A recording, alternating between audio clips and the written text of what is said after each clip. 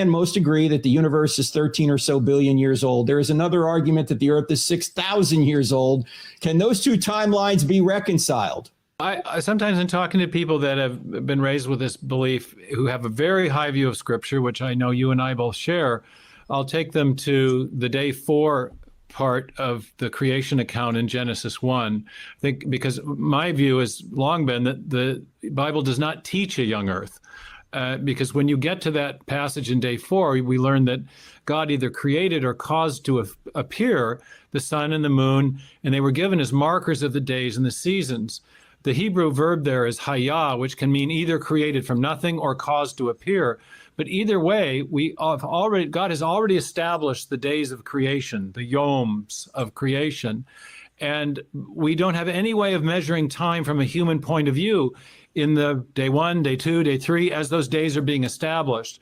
So there's a very good Bible scholar at Covenant Seminary, Jack Collins, who's often asked the question, are the days of creation old Hugh Ross days, or are they young Ken Ham days? People are familiar with the figures in the debate, and he says neither. They are days of indeterminate length from a human point of view. The days were established before there were ways of keeping time from a human point of view. We keep time with the movement of the sun across the ecliptic, or the movement or the phases of the moon on a monthly basis.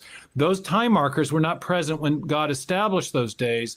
And so it's really impossible, I think, to impose on the Genesis account our ideas of time. And we need to be very careful about doing that. And also it means that if we want to get the temporal questions answered, we really do need to look to the scientific evidence.